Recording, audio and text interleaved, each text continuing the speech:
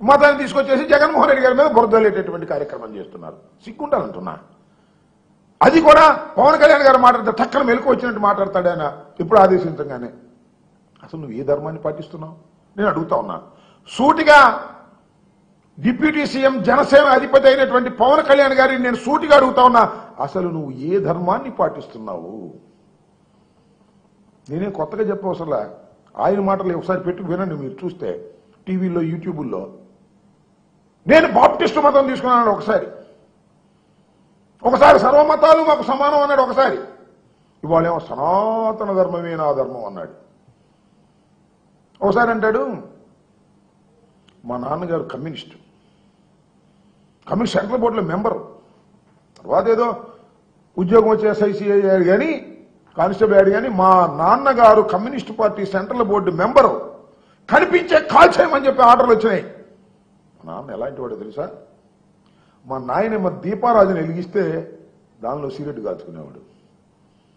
అలాంటి వ్యక్తి, అలాంటి నాస్తికుడు మా నాన్న అని చెప్పాడు ఆయనే. మళ్ళీ కట్ చేస్తే ఇంకోసారి ఏం చెప్తా అంటే మా నాన్న అసలు రామనామస్మరణ చేస్తుండేవాడు, ఆంజనేయ స్వామి భక్తుడు. మా ఇంట్లో నిరంతరం రామనామస్మరణ జరిగేది, హరే రామ హరే కృష్ణ అని. ఏంది కాంట్రడిక్షన్ నాకు అర్థం కాలేదు. నువ్వు చెప్పిన మాటలు నేను చెప్పిన మాటలు కాదు ఇది. అంటే నీకు ఒక ధర్మం లేదు, నీకు ఒక నీతి లేదు, నీకు ఒక మతం లేదు, నీకు ఒక సిద్ధాంతం లేదు. ఒకే ఒక సిద్ధాంతం చంద్రబాబు చెప్పింది చేయటం. ఏది అడగవు, నువ్వు అడిగింది మాత్రం అతను ఇస్తాడు. చంద్రబాబు దేవి నిలయలేవు.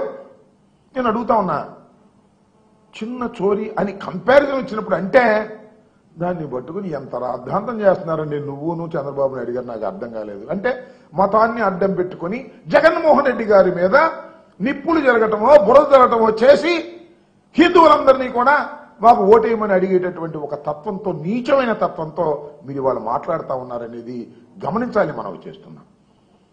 వెంకటేశ్వర స్వామి ఆలయాన్ని అడ్డం పెట్టుకొని జగన్మోహన్ రెడ్డి గారి మీద పంది కొవ్వు కలిసిందని చెప్పాడు మహానుభావుడు. ఈ రాష్ట్రానికి ముఖ్యమంత్రిగా చేస్తున్న వ్యక్తి ఆ లడ్డూలు దేశమంతా తినేశారని చెప్పాడు. ఎంత అప్రతిష్ట పాలు చేశాడు. వాస్తవానికి ఎక్కడ ఏది జరగనటువంటి విషయం.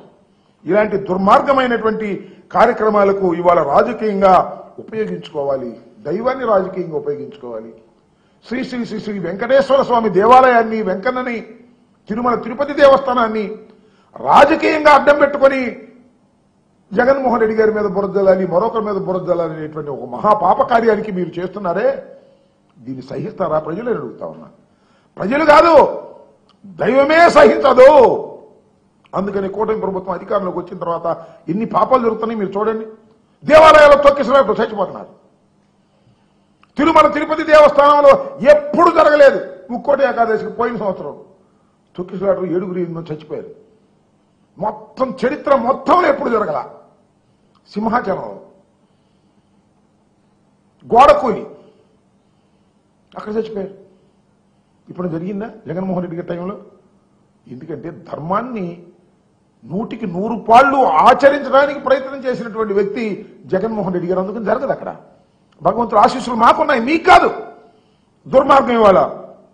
సరే, ఏపీలో వెంకటేశ్వర స్వామి ప్రపంచవ్యాప్తంగా పేరు ప్రఖ్యాతులు గడించినటువంటి దైవం. ఆ తర్వాత మనం చూస్తే సింహాచలం వరాహ నరసింహస్వామి ఆలయం. ఆయన చాలా పెద్ద దేవుడు. హిందూ ధర్మం వైష్ణవ సాంప్రదాయం ప్రకారం ఆయన అందరికంటే పెద్దవాడు. మీరు చూశారు కదా, 2 ఉద్యోగులు హుండీలో 55,000 దొంగతనం చేశారు. చిన్నదా పెద్ద నేరం? నేరం తీవ్రమైంది. అది తీవ్రమైంది కాబట్టి 14 కోట్ల రూపాయలు కట్టించారు. మరి 55,000 చోరీ చేస్తే 2 ఉద్యోగులు నరసింహస్వామి ఆలయంలో ఏం చేశారండి మీరు? చంద్రబాబు నాయుడు గత సెప్టెంబర్ మాసంలో జరిగింది. ఏం చేశారు? సింపుల్గా పోలీస్ స్టేషన్ బెయిలించి పంపించారు. What is your seriousness? ఒక దేవాలయంలో, నరసింహస్వామి ఆలయంలో హుండీలో 55,000 2 ఉద్యోగులు దొంగతనం చేస్తే మీరు చేసింది ఏమిటి? సింపుల్గా బెయిలిచ్చి పంపించినటువంటి దుర్మార్గమైనటువంటి పద్ధతుల్లో మీరు యాక్ట్ చేస్తున్నారు. ఎందుకంటే వాళ్ళు మీ వాళ్ళే ఉంటారు బహుశా. స్టేషన్ బయలు ఇచ్చి పంపించారు. అడగమంటున్నా చంద్రబాబు నాయుడు గారిని, అడగబోయా పవన్ కళ్యాణ్ గారు చొక్కా పట్టుకుని ఏమిటి అన్యాయం చేశారు, ఇది చిన్న నేరం అనుకున్నారా అని అడగగలవా? అడగవు. ఎందుకంటే నువ్వు అడిగింది ఆయనకి ఇస్తున్నాడు కాబట్టి.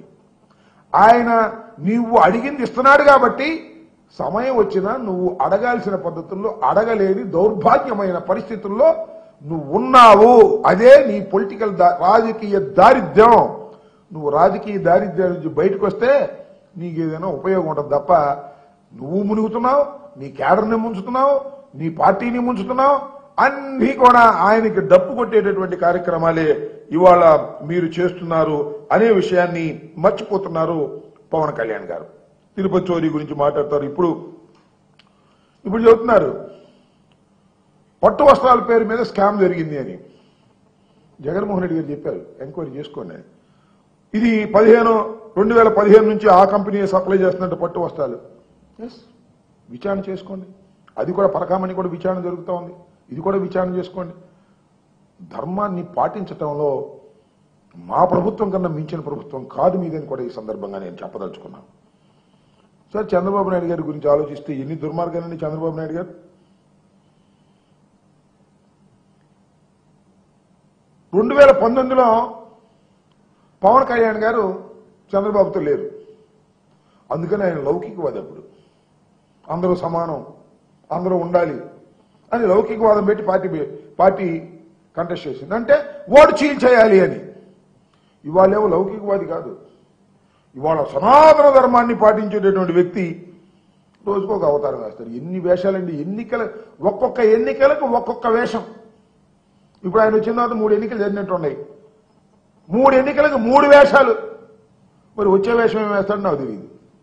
రకరకాల వేషాలు వేసి మీరు చంద్రబాబు నాయుడికి చెంచగా ఉపయోగపడేటటువంటి పరిస్థితిలో మీరు ఇవాళ పనిచేస్తున్నారు. దేవుడి పేరుతో రాజకీయం చేసేటటువంటి ఒక నీచమైన పరిస్థితికి మీరు వెళ్ళిపోయారు. చంద్రబాబు నాయుడు గారు నమ్ముకుని నువ్వు చేస్తున్నావు, మంచిది చెయ్యి. నువ్వు ఆయన పార్ట్నర్స్ కదా, అన్నిట్లోనూ పార్ట్నర్సే, అధికారంలో పార్ట్నర్సే, మరొక విషయంలో కూడా పార్ట్నర్సే. ఏం చేస్తారు నేను అడుగుతా ఉన్నా. చంద్రబాబు నాయుడు గారు 2003లో 1000 కాళ్ళ మండపాన్ని కూల్చింది ఎవరు? అడగగలవా నువ్వు? అడగవు. ఎందుకంటే నువ్వు అడిగింది ఆయన ఇస్తున్నాడు కాబట్టి ఆయన అడగవు. అలాగే విజయవాడలో 40కి పైగా గుడులు కూల్చిన ఘనుడు ఎవరయ్యా అంటే చంద్రబాబు నాయుడు గారు. అడగలవా? అడగవు. ఎందుకంటే నువ్వు అడిగింది ఆయన ఇస్తున్నాడు కాబట్టి. పుష్కరాల్లో, గోదావరి పుష్కరాల్లో, మళ్ళీ వస్తున్నాయి గోదావరి పుష్కరాలు, 29 మంది చనిపోయారు కేవలం చంద్రబాబు నాయుడు గారి యొక్క ప్రచార ఆర్భాటం వల్ల. అడగగలవా? అడగవు. ఎందుకంటే నువ్వు అడిగింది ఆయన ఇస్తున్నాడు కాబట్టి. అలాగే మీరు చూశారు సదావర్త భూములు, మన ఈ ప్రాంతం ఏమరావు సదావర్త భూములు మద్రాసు దాకా పాకింది దీనిలో కొట్టేయాలని చంద్రబాబు నాయుడు ఆయన ముఠా. మరి దీన్ని అడగగలవా? అడగవు. ఎందుకంటే నువ్వు అడిగింది ఆయన ఇస్తున్నాడు కాబట్టి.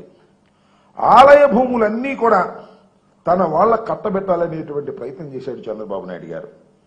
టీడీడీకి చెందిన 50 ఆస్తులు విక్రయించాలని చూసింది చంద్రబాబు నాయుడు గారు. నువ్వు అడగగలవా? దాటి గురించి అడగలేవు. ఎందుకంటే నువ్వు అడిగింది ఆయన ఇస్తున్నాడు కాబట్టి. అక్కడ దాకా ఎందుకు? మీ అందరికీ తెలుసు, విజయనగరం జిల్లా రామతీర్థంలో శ్రీరాముడి విగ్రహాన్ని తలనరికేసినటువంటి సంఘటన ఉంది. దానిలో ముద్దాయిగా ఉన్నటువంటి వ్యక్తి చిన్న సూరిబాబు. ఆ వ్యక్తికి సీఎం రిలీఫ్ ఫండ్ నుంచి 5 లక్షలు ఇచ్చాడు చంద్రబాబు నాయుడు గారు. ఇది అడగగలవా? తలే నరికేశాడు అని కేసు పెట్టారు. 5 లక్షల రూపాయలు నువ్వు సీఎం రిలీఫ్ ఫండ్ ఇచ్చారు. నువ్వు అడగగలవా? అడగలేవు. ఎందుకంటే నువ్వు అడిగింది ఆయన ఇస్తున్నాడు కాబట్టి. ఇలా ఈ రకమైనటువంటి దుర్మార్గమైనటువంటి కార్యక్రమాలు చేస్తూ జగన్మోహన్ రెడ్డి